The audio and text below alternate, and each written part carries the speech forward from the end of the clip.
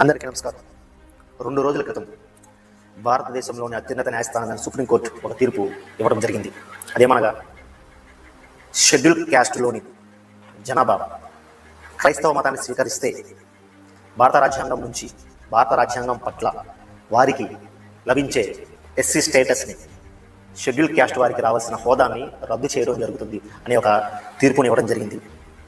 దీని మీద నా యొక్క అభిప్రాయం ఏమనగా, ఏ వ్యక్తి అయినా వారికి నచ్చిన ఒక మతాన్ని స్వీకరించే హక్కు ఆర్టికల్ 25 ఇచ్చింది కదా.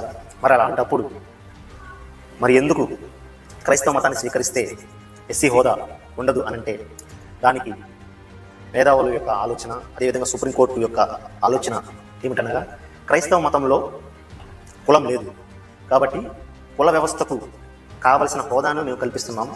క్రైస్తవ మతంలో కులం లేదు కాబట్టి ఆ యొక్క హోదాని, ఆ యొక్క స్టేటస్ని క్రైస్తవ మతాన్ని తీసుకున్న ఈ యొక్క ఎస్సీ షెడ్యూల్ క్యాస్ట్ వారికి దక్కదు అని అన్నారు.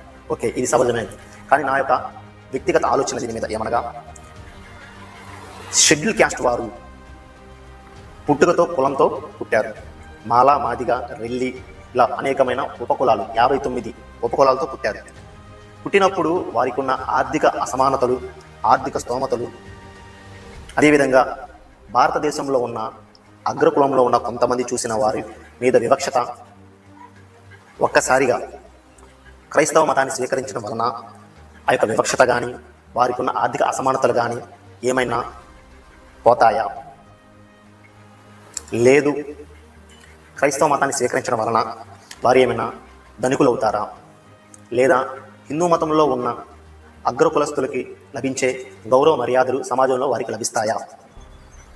సుప్రీంకోర్టు ప్రధాన న్యాయమూర్తులు వారి యొక్క తీర్పును గౌరవించడం భారతదేశం యొక్క ప్రతి ఒక్క పౌరుడి హక్కు. అదేవిధంగా నా యొక్క వ్యక్తిగత ఆలోచన ఏంటంటే, షెడ్యూల్ క్యాస్ట్లో ఇంత వెనుకబడిన వారికి ఇష్టమైన మతాన్ని స్వీకరిస్తే రాజ్యాంగం నుంచి వారికి రావాల్సిన హక్కులను, రాజ్యాంగం నుంచి వారికి కావాల్సిన ప్రతి ఒక్క లబ్ధిని వారు పోగొట్టుకోవటం అనేది చాలా బాధాకరం.